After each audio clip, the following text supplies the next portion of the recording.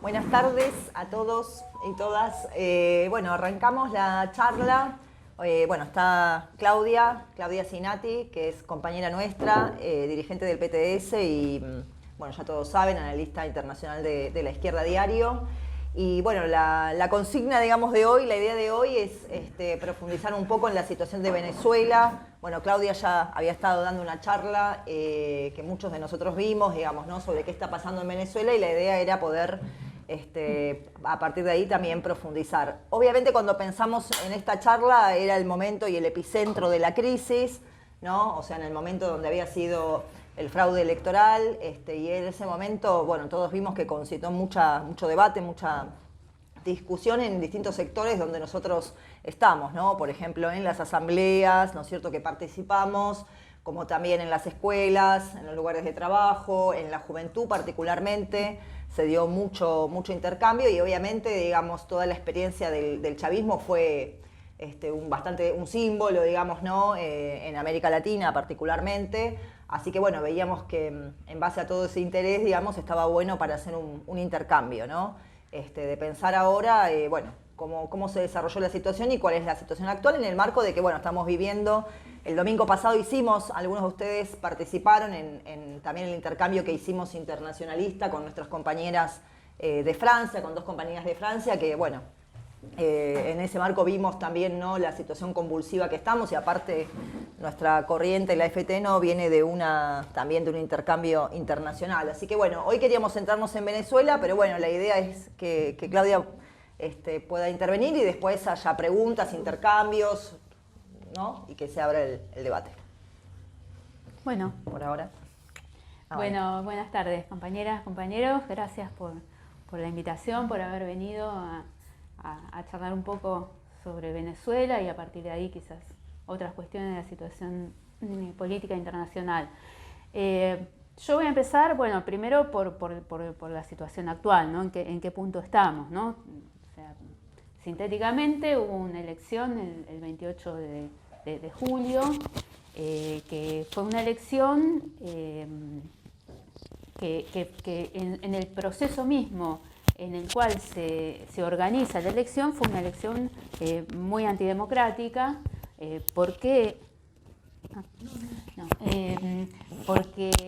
primero fue una elección organizada. Ustedes saben que Venezuela, en particular el régimen surgido de lo que se conoció como chavismo y ahora continuado con Maduro, es un régimen que tiene muchas contradicciones con Estados Unidos, ¿no?, con el imperialismo norteamericano. Tiene otro sistema de alianzas. Después vamos a tratar de entender un poco cuál es el carácter de ese régimen. Pero bueno, a raíz de esa relación tan tensa que tiene con Estados Unidos le viene imponiendo sanciones económicas desde por lo menos el año 2014, 15, 16, 17, no solo sobre individuos, sobre dirigentes del régimen, Maduro, etcétera, etcétera, sino también sobre sectores estratégicos de la economía como la producción petrolera, sanciones financieras, etcétera. Entonces, como parte de una negociación que sostuvo el régimen de Maduro con el imperialismo norteamericano, Maduro se comprometió a hacer elecciones a cambio de que Estados Unidos le aliviara la parte de esas sanciones económicas, ¿no? Y ahí surgen las elecciones, de ahí surge una elección que es anticipada, ¿no? Anticipada quiere decir que Maduro la llamó 6 meses antes de que verdaderamente tendría que suceder el recambio presidencial, que es a principios del año que viene. Ahora bien, esa elección se planificó con muchas irregularidades, fue muy antidemocrática. Nosotros lo hemos denunciado, no sé si ustedes pudieron leer la posición de los compañeros nuestros en Venezuela, porque bueno, para nombrar algunas cosas gruesas, la principal candidata opositora está inhabilitada, no se puede presentar a elecciones. La persona que ya había elegido para que le reemplazara tampoco pudo, ¿no? Y finalmente se presentó Edmundo González, que es una persona totalmente desconocida, que pero de todos modos, digo, tanto la derecha como porque la oposición, después vamos a explicar quiénes son, pero es una oposición de derecha al régimen de Maduro, tanto la oposición como el régimen de Maduro tuvieron sus candidatos, pero cualquier cosa que hubiera estado a la izquierda del madurismo no pudo presentar candidato. Por eso nosotros decimos, el gobierno y la oposición de derecha y el imperialismo tuvieron sus candidatos y los trabajadores no. No solo digo la izquierda revolucionaria, sino inclusive partidos de más tradición de izquierda, pero reformistas y burocráticos, como el Partido Comunista de Venezuela, que ha sido prácticamente que le han quitado la legalidad. O sea, le hicieron una maniobra increíble, que es como que le inventaron una fracción y entonces le dieron la legalidad a la fracción y se la sacaron del Partido Comunista. Es un escándalo. Entonces, viene de eso, ¿está bien? No es que todo lo que terminó siendo el fraude vino de la nada, ¿no? Viene de ese proceso muy antidemocrático, y entonces el resultado era más o menos esperable, digo, en el sentido de que era muy crítica los escenarios que se abrían, ¿no? Nosotros, previo a las elecciones, hemos denunciado mucho sobre todo el carácter represivo que tiene y antidemocrático hacia la clase trabajadora y los sectores populares y la izquierda, y una vez sucedida la elección planteamos una cosa bastante elemental, mínima, que era exigir que se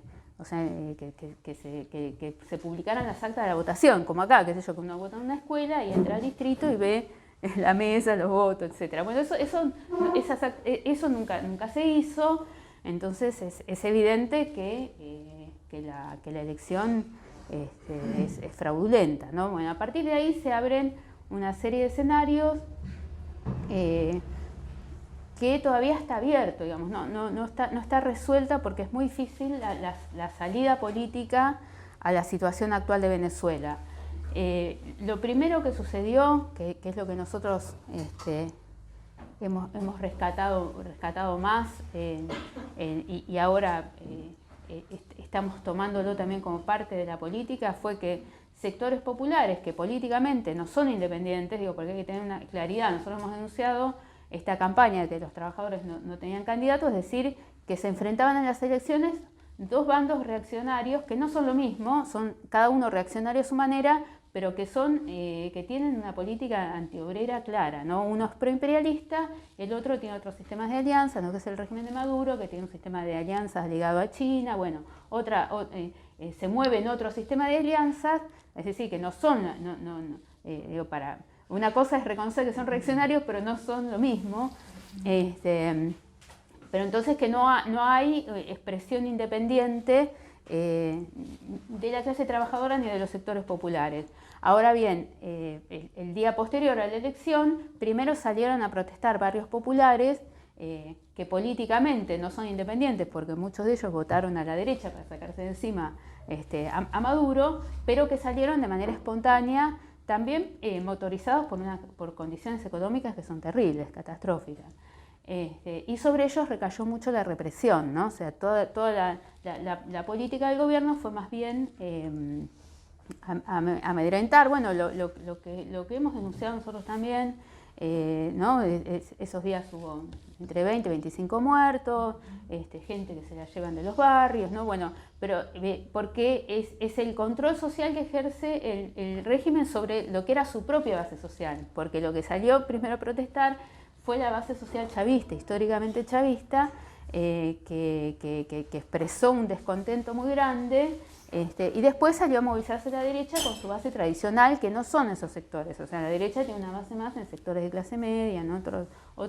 Digo, más allá de que quizás electoralmente sectores populares votaron a la derecha, no es la base tradicional ni la que se moviliza con la derecha, la de esos barrios populares, ¿no? Entonces, ahora hay una situación que está abierta, ¿también? que no está claro cómo se va a resolver, y lo que hay fundamentalmente es un intento de negociación donde intervienen, está el gobierno de Maduro, la oposición, el imperialismo norteamericano, Brasil, Colombia, México, etcétera, etcétera. Entonces hay una negociación donde la llave quizás de la salida la tienen las Fuerzas Armadas. Es decir, que la expectativa de los que votaron a la derecha o tienen el discurso de que con la derecha va a venir la democracia, evidentemente eso no es así, porque efectivamente gran parte de la apuesta a desplazar a Maduro del gobierno es que las Fuerzas Armadas le saquen el apoyo al régimen y eso vaya a una transición, ¿no? que puede tener distintas formas. Por ejemplo, van trascendiendo cosas que le ofrecen a Maduro o a varios otros dirigentes reconocidos y generales y militares, distintos grados de impunidad, amnistía. Bueno, empieza a haber toda una negociación que no tiene nada que ver obviamente ni con la expectativa democrática de nadie, ni con que le va a mejorar la situación a los amplios sectores populares que viven muy mal. Entonces estamos en medio de esa situación donde lo que hay se van midiendo fuerzas. Por ejemplo, hoy había una marcha de la derecha, también había una marcha del gobierno, ¿no? Y están midiendo fuerzas y viendo cómo se sale de esto, y lo que no han logrado todavía, por eso se mantiene, es quebrar esa lealtad que tienen las Fuerzas Armadas. Y entonces, no sé, puede ser que dure 5 meses, puede ser que... Entonces en el medio se van probando cosas, decir que se llaman elecciones de nuevo, que se haya un gobierno de unidad nacional, bueno, distintas cosas que nosotros no podemos saber cómo se va a resolver. Lo que sí podemos afirmar desde ahora es que así, si se impone a la derecha con una mayor legitimidad interna, ¿no? Y con el apoyo del imperialismo, etcétera, etcétera, ahora los que consideran que se sacan de encima una dictadura y van a estar mejor, eso no va a ser así, porque va a ser más difícil también luchar contra por ejemplo, un gobierno muy fuerte de la derecha, con apoyo de la Fuerza Armada, del imperialismo, etcétera, etcétera. Entonces, nosotros, la izquierda es débil en Venezuela, no hay una izquierda fuerte, después podemos discutir por qué también llega con tan poca fuerza. Entonces no hay una política independiente que pueda cambiar el curso o influir decisivamente en el curso de los acontecimientos, ¿no? Ahora, lo que sí nosotros podemos hacer es plantear claramente una posición independiente y discutir desde ahí en contra de los que se pasan al bando de la derecha y del imperialismo con el argumento de la democracia, o los que, cediendo a la demagogia que hace el gobierno, de que es antiimperialista, etcétera, justifican, por ejemplo, la represión a sectores populares, ¿no? El fraude, que hay de los dos, hay de las dos especies, ¿no? Entonces, nosotros desde el comienzo hemos planteado, en la campaña electoral planteamos un polo independiente, de unidad, con otros grupos de izquierda, el PCL, que está ligado a la izquierda socialista en la Argentina, otro grupo que se llama Marea Socialista, que está ligado al MST, y otros grupos que no son trotskistas, pero que estaban a la izquierda del madurismo, ¿no? que teníamos acuerdo en plantear esa posición. Entonces nosotros desde la campaña hemos planteado esa posición independiente y ahora volvemos a insistir en dos ideas políticas. Una, el problema de denunciar la represión y plantear la libertad de los presos de los sectores populares, porque es un sistema de control social muy fuerte que desarma la posibilidad de que la clase obrera y los sectores populares se organicen para enfrentar lo que sea, porque siembran el terror, porque bueno, es un método que no es de ahora, viene de hace bastante tiempo. Entonces, un aspecto de la política es esa, ¿no? La derecha defiende a sus presos y los considera presos políticos, a los dirigentes de la derecha, y después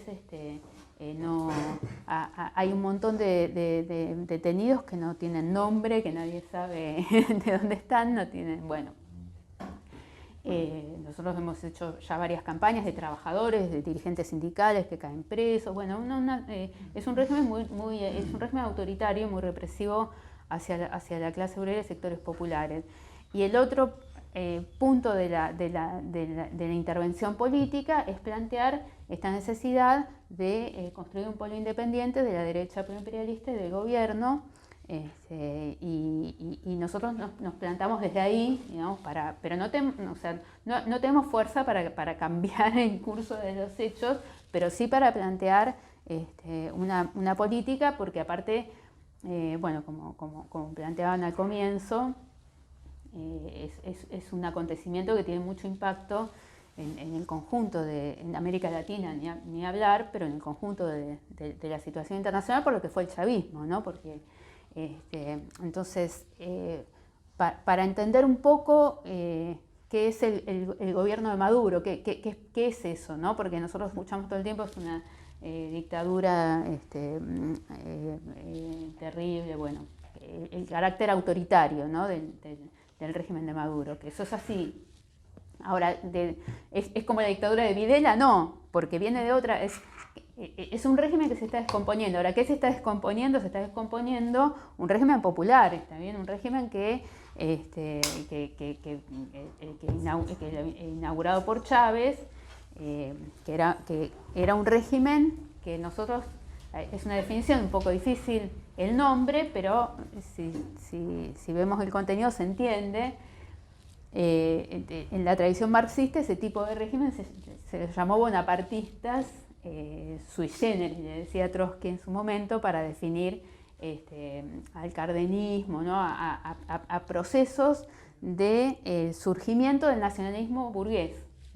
Quiere decir que son regímenes que son capitalistas, no son socialistas, son capitalistas, pero que en los países atrasados como los nuestros, ¿no? Y países semicoloniales atrasados, donde es muy agresivo el capital imperialista extranjero y la burguesía nacional es débil, esos regímenes surgieron en la década de los 30 y los 40, mediando, ¿no? Por encima, mediando entre el capital extranjero y el desarrollo nacional, ¿no? Entonces, y con ciertos grados también de autonomía y soberanía. Digo, para decirlo sencillamente, pareció al peronismo, al primer peronismo, ¿no? Bueno, esos regímenes en la década de los 30 y de los 40 eran en América Latina, por ejemplo, estuvo el cardenismo en México, en Brasil, el APRA en Perú, bueno, el peronismo en Argentina, Nasser en Egipto, digamos, era un fenómeno muy, que fue una tendencia muy común de los países de desarrollo capitalista atrasado, donde Trotsky estudia el cardenismo, porque es su exilio en México, y en ese momento, cuando él vivía en México, Cárdenas toma una medida, él la considera de defensa nacional, que es la nacionalización del petróleo y de los ferrocarriles.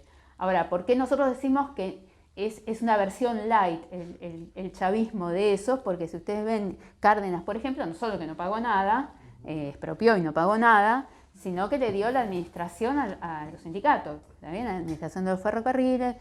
Bueno, en el caso de Chávez eso no sucedió. Ahora, el chavismo, digo, nosotros volviendo de mediados del siglo XX ahora, el chavismo fue la versión más radical de lo que se conoció como los gobiernos populistas, progresistas, ¿no? de principio de la década de los 2000, que es la caída del neoliberalismo en América Latina. En algunos casos fue con acciones de masas, acción directa, como el 2001 en la Argentina, la guerra del agua y del gas en Bolivia, bueno, una serie de luchas muy radicalizadas en el movimiento de masas, y en otros países fue más bien preventivo. Por ejemplo, en Brasil no hubo ese tipo de levantamientos, pero había una crisis importante, y entonces la llegada de Lula al gobierno fue parte de ese mismo proceso, pero no como desvío o como más ligado a situaciones más extremas, como por ejemplo el 2001 en la Argentina, que hundió todo, no solo fue un crack económico, sino que hundió al régimen político, ¿no? Entonces, de todos esos gobiernos, el gobierno de Chávez fue el que tomó medidas más radicales sin llegar a ser Cárdenas. ¿Qué quiere decir? Que nacionalizó una parte importante de la economía, pero pagó indemnizaciones y no se la dio a los trabajadores, ¿está bien? Hizo una administración estatal y fue creando una burocracia propia.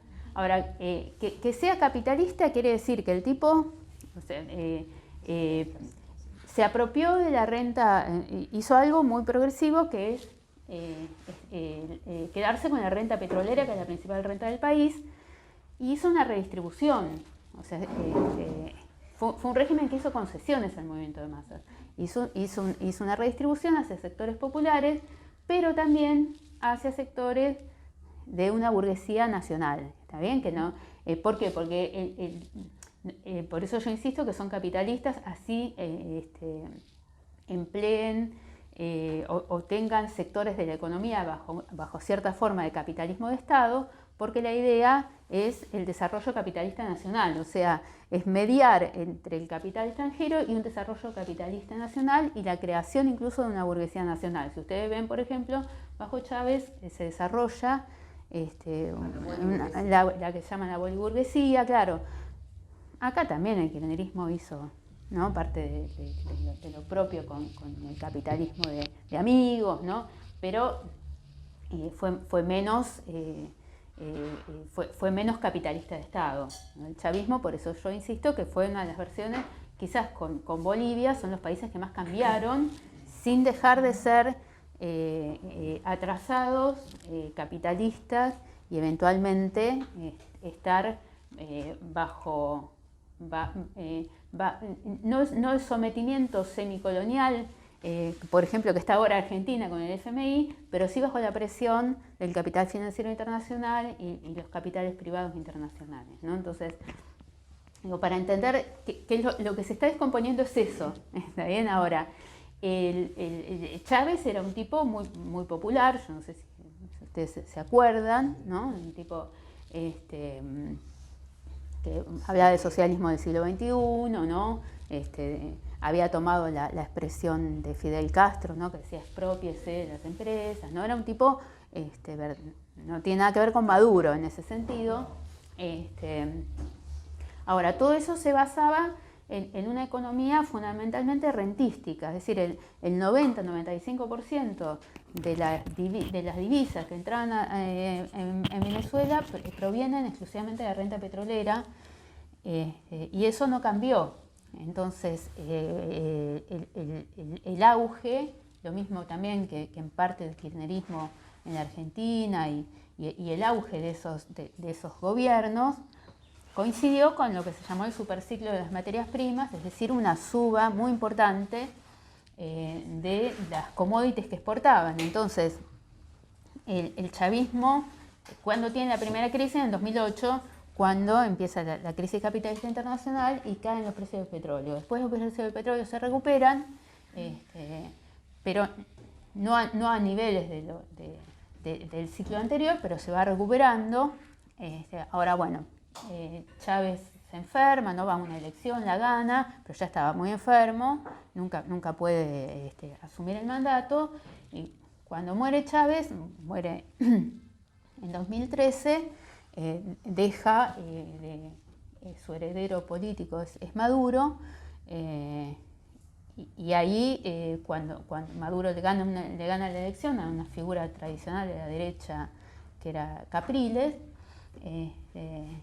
pero al primer año del gobierno de Maduro hay un derrumbe de los precios del petróleo, pero se derrumban mucho más que en la crisis de 2008, y ahí empieza una catástrofe económica y social muy importante, porque hay una variable que Maduro obviamente no controlaba, que eran los precios del petróleo, pero él toma una decisión que es empezar a pagar una deuda externa que había contraído Chávez, sobre la base de una hipótesis de un precio del barril de petróleo a $100 y de repente está a 30, y entonces, bueno, Eso potencia enormemente la catástrofe social que vimos todos, ¿no? Que no había bienes de consumo básico, ¿no? Y empieza todo ese éxodo de gente que se va del país, ¿no? Y es verdaderamente una situación, una catástrofe económica y social muy importante. Ahora, encima se da el proceso inflacionario.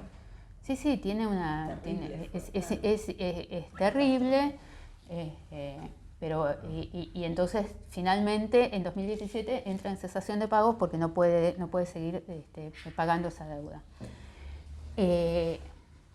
Eso es para explicar lo que se está descomponiendo el chavismo. Bueno, ¿qué es la derecha? ¿No? Porque son los dos bandos, ¿no? O sea, partimos de que si bien es un régimen dictatorial, que tiene cada vez más rasgos, es muy autoritario y cada vez más quizás se encamina a ser más dictatorial, más parecido al régimen de Ortega en Nicaragua. Hay que ver si va a llegar a eso o no. Pero yo les explicaba todo esto para diferenciarlo, por ejemplo, de la dictadura de Videla, etcétera, porque viene de otro lado, no es lo mismo. ¿Qué es el otro bando? Bueno, la derecha es una derecha golpista desde los inicios, ¿no? O sea, el chavismo no se entiende, para ir hasta, disculpen que retroceda un poco, pero no se entiende sin el hundimiento del régimen que gobernaba Venezuela desde 1958, que se llamaba el Pacto del Punto Fijo. Que era una alternancia entre los partidos patronales tradicionales. Eso se hunde en medio de un levantamiento popular muy importante, se llamó el Caracazo. En 1989 gana las elecciones un tipo que se llama Carlos Andrés Pérez.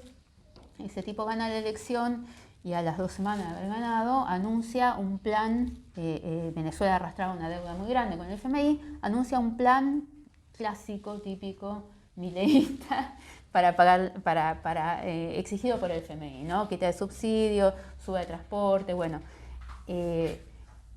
Eso produce un levantamiento, el transporte sube un día, no sé, como de un día para el otro, como tiene una suba enorme, y eso produce un levantamiento espontáneo que se conoce como el Caracazo. Eso ocurre en fines de febrero del año 89, a muy poco de que hubiera subido Carlos Andrés Pérez.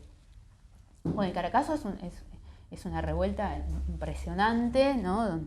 Donde hay enfrentamientos, es algo muy impresionante, pero termina en un baño de sangre. Está bien, sacan el ejército a la calle, oficialmente reconocen 300 muertos, los organismos de derechos humanos dicen que por lo menos son 3.000. Bueno, es un desastre, la represión es brutal.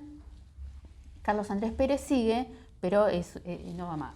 Y termina siendo destituido en el año 93, lo destituyen, lo juzgan por corrupto, incluso termina preso. Pero en esos años que son tan críticos suceden 2 golpes de Estado. Uno es el de Chávez en el año 92, en febrero del año 92, y en el mismo año hay otro golpe militar en noviembre del 92, porque el ejército se divide y tiene un ala nacionalista, que es la de Chávez, y un ala de derecha, que es la que hace el golpe de noviembre del 92. Bueno, esos golpes son sofocados, Chávez termina preso y termina siendo presidente ganando una elección, ¿no? Pero digo, eso para que se entienda, porque es un hundimiento del régimen político, y el chavismo, como todo bonapartismo sui generis, es contradictorio, porque por un lado hace concesiones al movimiento de masas y avanza en grados de soberanía nacional y tiene contradicciones con el imperialismo, pero a su vez es la manera de contener las tendencias revolucionarias y evitar que haya una revolución social. Y eso lo dice Chávez cuando asume. Si ustedes ven, en un sentido tiene discursos muy parecidos a los de Perón, ¿no? Cuando le habla a los capitalistas, diciéndole que son los que garantizan el evitar que haya una revolución. Y entonces eso es, para entender, porque son regímenes contradictorios, ¿está bien? Que tienen un aspecto progresivo, toman medidas progresivas, pero lo hacen para evitar males mayores para la burguesía y el imperialismo, aunque el imperialismo no comprenda eso y le haga golpes de Estado, ¿está bien? Entonces Chávez tiene el primer golpe de Estado en el año 2002, que lo da la burguesía, logra que las Fuerzas Armadas se pasen de bando, y Estados Unidos reconoce inmediatamente al nuevo gobierno y pone como si acá pusieran, no sé, a Funes de Rioja de presidente, ¿está bien? Dan un golpe y ponen al jefe de la patronal, que se llama Carmona, por eso se lo conoce como el Carmonazo, el golpe ese, ¿sí? Ponen al tipo que dirige la central patronal como presidente del país, y ese golpe, en principio, se mantiene, logran destituirlo a Chávez, lo llevan preso, ¿no? Triunfa por 48 horas y después un sector de los militares se da vuelta y lo repone a Chávez, ¿no? Pero digo, para saber, antes de que fuera dictadura, antes de todo lo que estamos escuchando ahora, es una derecha que le dio este golpe, y fue reconocido por Estados Unidos en ese momento en la presidencia de Bush, y creo que Aznar y no sé quién que era el presidente del gobierno español y no sé qué otro derechista más. Y después hace lo que se llamó un lockout petrolero, que es que boicotea la producción de petróleo hasta el año 2004, y eso genera un movimiento una movilización obrera muy importante que derrota a ese intento patronal, ¿no? a ese boicot patronal. Entonces, no es una derecha democrática en el sentido de que frente a una dictadura está por la democracia. También es una derecha que dio este golpe, es una derecha golpista, claro. Esa derecha después intentó ganarle elecciones a Chávez, nunca le pudo ganar, porque Chávez era un tipo muy popular. ¿Está bien? Digo, no, Chávez ganó un montón de elecciones, las ganó, no hay discusión que las ganó. Entonces, cuando pierde la elección la derecha con Maduro, un sector de esa derecha decide volver a otras vías que no son el voto para hacerse el gobierno. Y larga una estrategia que la llamaban la salida, ¿no? Bueno, Corina Machado, que es la principal figura de la derecha, viene de ese ala de la derecha, ¿no? Es la más radical.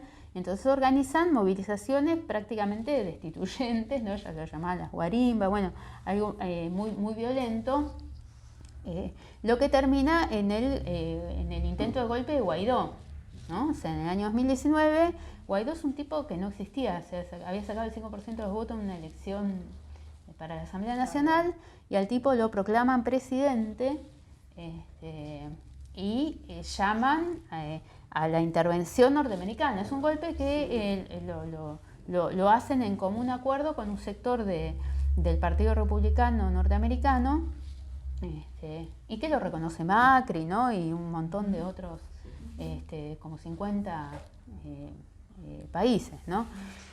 Entonces, lo que estamos discutiendo es esa gente, ¿está bien? Digo, por eso decimos que no hay nada ni democrático ni a favor de ningún interés popular en esa derecha, y que es una tragedia, ¿está bien? Que no haya una alternativa y que sectores populares, para salir de la situación terrible en la que están, hayan votado a esa derecha, ¿no? Pero esa es la verdad.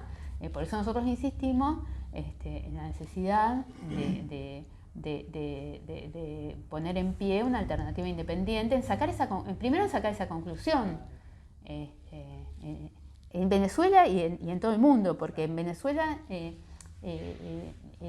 los fenómenos no se quedaron en Venezuela. Por ejemplo, si ustedes ven cómo actuó gran parte de la izquierda que se dice, no estamos hablando de centro izquierda o la izquierda peronista, estamos hablando de la izquierda marxista. La izquierda marxista en gran parte se hizo chavista. O sea, si ustedes ven en el momento de ascenso del chavismo, incluso muchos entraron al mismo partido de Chávez, al PSV. Es decir, que se liquidó la posibilidad o se redujo mucho la posibilidad de que existiera una izquierda de independencia de clase, porque el chavismo no era independencia de clase, ¿está bien? Los tipos decían que eran socialistas, pero el tipo de socialismo del siglo XXI, es decir, un socialismo que subsidiaba a la burguesía nacional, y era un socialismo hecho por militares, ¿no? por organismos de la clase trabajadora, ¿no? Entonces, pero gran parte de la izquierda se adaptó a y se hizo chavista, y después cuando el chavismo, algunos siguieron siendo chavistas, otros no, pero cuando el chavismo se fue degenerando y se quedó sin la plata del petróleo, ¿no? y fue degenerando en un régimen cada vez más autoritario, otros se pasaron a la derecha directamente, ¿no? Al bando democrático. Entonces, eso explica también que la izquierda no tenga mucha fuerza, ¿no? O sea, son grupos más bien pequeños, como para, o sea, no tienen, pueden hacer agitación política y plantear una salida, pero no hay una fuerza que la pueda, ¿no? Que la pueda en este momento llevar adelante. Por eso en primer lugar son conclusiones políticas, ¿no? Por eso quizás la situación de Venezuela no necesariamente se resuelva solo en Venezuela, sino también en un contexto internacional, donde suceden otros fenómenos, ¿no? O sea, que también impactan, ¿no? Sobre todo teniendo en cuenta que Venezuela tiene una gran importancia económica y geopolítica, ¿no? Económica porque tienen las principales reservas de petróleo convencional. Sí, eso es impresionante. Vos la otra vez contabas en la charla de que es la reserva, una de las reservas más importantes de... Está con Arabia Saudita. Sí, algunos la ponen primera, depende de qué multinacional la califique, ponen primero o segundo, pero creo que es primera. Es probable que sea primera, sí. De petróleo tradicional, ¿no? Después hay otras. Entonces, tiene esa importancia y tiene una importancia geopolítica porque quizás algunos se acuerdan, ¿no? o lo han leído. Chávez hizo mucha política regional, está bien, con el petróleo tuvo una estrategia, ¿no? Primero de rechazar junto con Brasil y Argentina el proyecto del ALCA, ¿no? Que era la zona de libre comercio que proponía Estados Unidos, ¿no? Como una especie de gran zona de libre comercio para las empresas norteamericanas, y Chávez a eso le contrapuso lo que llamaba el ALBA, ¿no? Y hacía mucha política, conseguía aliados con el petróleo. También, por ejemplo, tuvo un rol muy importante en sostener al régimen cubano, casi que sustituyó lo que hacía la Unión Soviética a otra escala, ¿no? Porque la Unión Soviética era una gran potencia, pero le dio petróleo casi a precio regalado, y eso permitió que subsistiera en gran medida Cuba. Entonces tiene un peso regional muy importante, y de ahí toda la discusión que hay de qué política hay, ¿no? Porque no hay una posición unificada de toda América Latina, porque también hay una cierta ruptura, digamos, del alineamiento automático con Estados Unidos, ¿no? Hay otros intereses, sobre todo eso se desarrolló en los últimos años, ¿no? Primero porque Estados Unidos, por la guerra contra el terrorismo, ¿no? Se alejó más de sus prioridades de América Latina, y porque el mismo surgimiento de China hizo que se abriera otro juego de alianzas, ¿no? Entonces, no son antiimperialistas, también digo, pueden ser capitalistas, pueden ser pagar la deuda, etcétera, y también pueden tener contradicciones con Estados Unidos. Eso es lo que estamos viendo, ¿no? Por ejemplo, Lula no es un tipo antiimperialista. Ahora, eso no quiere decir que tenga exactamente la misma política de Estados Unidos, y como se ve, no la tiene, y tiene una escala tal que tienen que negociar con Lula. Está bien, Estados Unidos trató de meter vía la OEA la primera resolución, y votó Argentina, y votaron todos los que son alineados automáticos, y no pudo, o sea, perdió por un voto, y ahora salió una versión negociada con Brasil, ¿no? de una resolución exigiéndole a Maduro que presente las actas, etcétera. Entonces, porque no hay forma de que se pueda gobernar América Latina, hay una debilidad norteamericana, digo, para ubicarse un poco, ¿no? Hay una decadencia, sigue siendo una potencia muy importante, obviamente, pero hay una decadencia hegemónica de Estados Unidos. Hay otros actores que juegan en la región, como China, que es el principal socio comercial de casi todos los países de América Latina, y Rusia también, que tiene una alianza muy importante con el régimen de Maduro, aunque de ninguna manera lo podemos comparar. Todo es toda esa comparación que hay con la Guerra Fría, etcétera, es todo como más degradado, está bien, porque Rusia no es la Unión Soviética, es decir, Rusia está con la guerra de Ucrania, está con muchos problemas, no es que va a mandar los misiles como mandó, no sé, como la crisis del 62 para sostener a Maduro. Pero, por ejemplo, no sé si ustedes se acuerdan, hace poquito paseó un submarino nuclear, ¿no? Por ahí, lo paseó un poco, no es que lo dejó y instaló, pero es una presencia, ¿no? Claro. Ahora, eso no quiere decir que van a venir los rusos a sostener a Maduro y ni los chinos ni nada, pero son otras fuerzas, que hacen que, por ejemplo, la política norteamericana, como yo les decía, tiene contradicciones con Chávez desde el comienzo. O sea, el primer golpe lo apoyó en el año 2002 y Chávez había asumido en el año 99, es decir, a poco de empezar, ¿no? O sea, tiene contradicciones desde siempre. Ahora, no siempre tuvo la misma política. Por ejemplo, con Obama trataba una línea más de negociación, ¿no? Trump fue el que hizo el golpe de Guaidó. O sea, con Trump...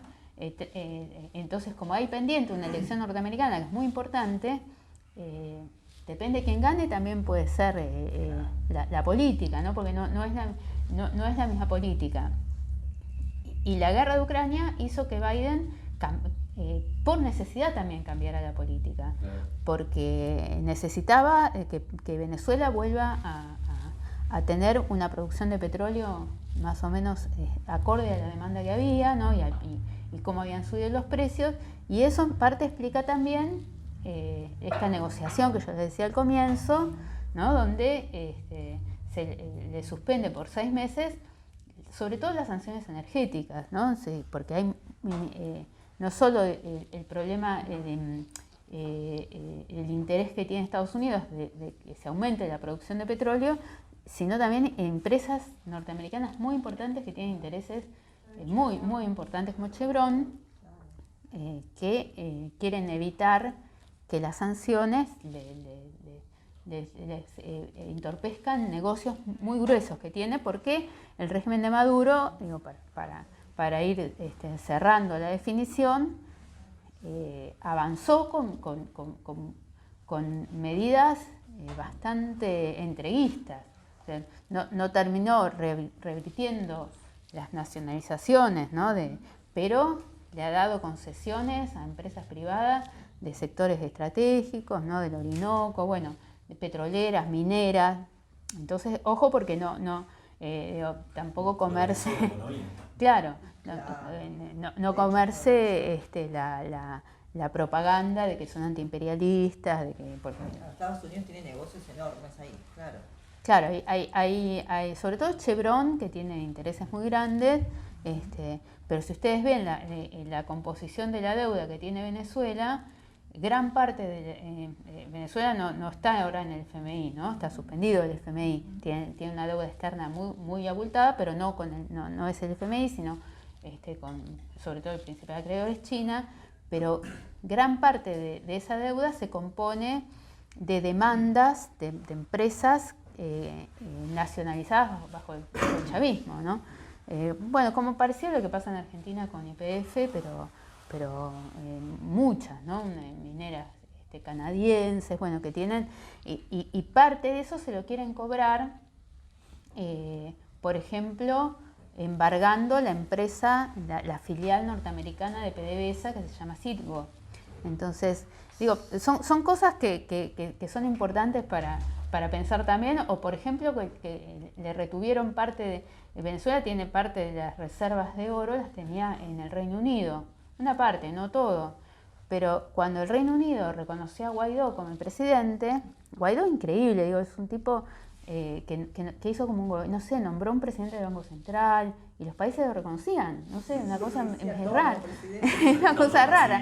Bueno, pero entonces para el Reino Unido el presidente del Banco Central no era el presidente del Banco Central de Venezuela, sino el de Guaidó. Y entonces con eso le robaron miles de millones de dólares en oro que son del Estado venezolano, ¿está bien? Bueno, ese escándalo sucedió durante todos estos años, ¿no? del gobierno de Guaidó. Entonces, digo, para tener en claro que inclusive puede haber, no sé, alguna libertad formal, no sé, puede volver el dueño del Nacional a Venezuela, no sé qué, pero en cuanto a la situación nacional, es un retroceso muy, muy fuerte, ¿no? Muy lo que implica esta derecha, ¿no?